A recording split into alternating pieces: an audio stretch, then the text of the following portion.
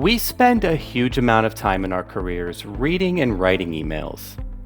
According to the Wall Street Journal in a 2023 article, employees who use Microsoft software spend over a day on email alone. Seeing how important email communication is to our careers, let's look at 9 helpful tips for email etiquette so you can communicate effectively, build your brand, and meet project deadlines. Tip number 1, the subject line. Emails with a clear and concise subject line have a higher chance of being opened by your reader. Your goal should be to help the reader get a clear understanding of the email prior to opening it. In this first example, we have a subject that's too vague and keeps the reader guessing. Upon opening the email, they see an approval is needed on a presentation. But letting the reader know this up front could have led to a quicker turnaround time, and it's a better experience. So let's try something like Jesse approval needed, presentation deck. This subject line will likely get a quicker reply from our reader, and they will know how to prioritize it in their day. Tip number 2, list your main point first, followed by context. When your reader opens their email, you want their eyes to be drawn to the key point you need them to understand or take action on. Let's take another look at the previous email, but written a little differently. In order for the reader to see what action they need to take, they need to read to the bottom of this paragraph, and it's something they may miss. In other words, they're seeing the context before the action needed.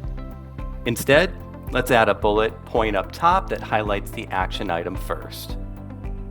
Now the reader knows up front that we are asking for approval, and they can read through the context and see changes if desired.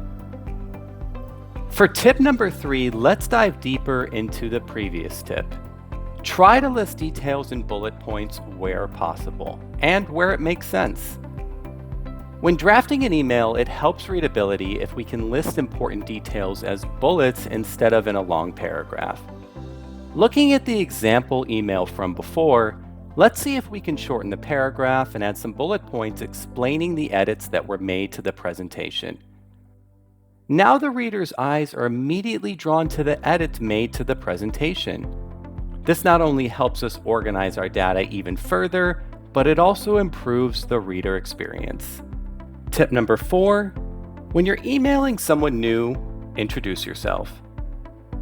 This point won't be needed very often, but it is vital for crafting a great first impression. When emailing someone you haven't connected with before, you should introduce yourself and explain the reason for reaching out. Remember to tailor your introduction to fit the specific situation.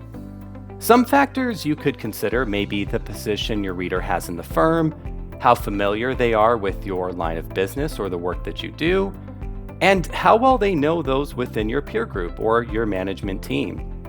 Depending on these factors, you may want to add more context about your role or the reason that you're reaching out. Tip number 5, avoid using all caps. This is one I've received some feedback on in the past. I once sent an email to a colleague that read, "Thank you for your hard work." And while I had good intentions, that can be lost in translation, especially when we're talking about written text. All caps is often thought of as yelling at someone and may lead them to feel some sort of anxiety. So in general, stay away from all caps and avoid excessive punctuation like exclamation points. Tip number 6, shorten hyperlinks. We often need our reader to access a site to review data from our emails. However, when including a hyperlink in an email, we can take the extra step to link words instead of simply copying and pasting the entire link into the email body.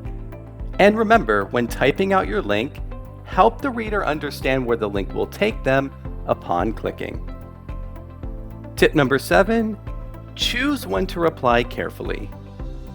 Imagine that you receive a long email with some required action in the middle of trying to finish a project deadline. Since you're currently busy, you may not be able to complete the requested task right away. So here's a good rule of thumb. If you're going to answer the email within 24 hours, no need to send an email stating this. It will only clog up the inbox of your reader. However, if it will take more than 24 hours to reply appropriately to the email you received, then you can send a short note explaining when the sender can expect a detailed reply. Tip number 8, set informative out-of-office messages. When you know you'll be out of office, it's important to set an automatic reply in your email. This reply should include some basic information, including how long you'll be away, any important next steps, and who the sender can contact in your absence. Keep in mind a few other best practices. Out-of-office messages can be used for different scenarios. If, for example, you'll be in an all-day meeting and unable to check your email until the late afternoon or evening, leave an out-of-office message informing the sender that your reply may be a bit delayed. You should also consider customizing your out-of-office message for both internal and external clients. For internal clients, you may include some additional resources like contacts and links to relevant information. For external contacts, you may simply let them know when they can expect a reply. And here's a bonus tip. It's a best practice to let people know when you have an upcoming out of office in your email signature. This can help your colleagues plan and prioritize meetings and project deadlines that may be upcoming. It's also a courteous way to keep communication lines open with your coworkers. Tip number 9, make sure to proofread. As mentioned before, your email is part of your personal brand, so ensure to take this opportunity to leave a positive impression. Check for ways to clean up the text and correct grammar errors. Additionally, we may sometimes receive an email that leaves us a bit emotionally charged. In these situations, take a second to step away from the email reply you're drafting and come back to it later. You can also have another trusted colleague read it over to get an impression of your tone before you send it off. Keep in mind, if there's been a miscommunication, picking up the phone to call and clear the air may be your best bet. Thank you so much for watching. Please like and subscribe to Career Solutions for more tips and leave a comment about other topics you'd like to see covered.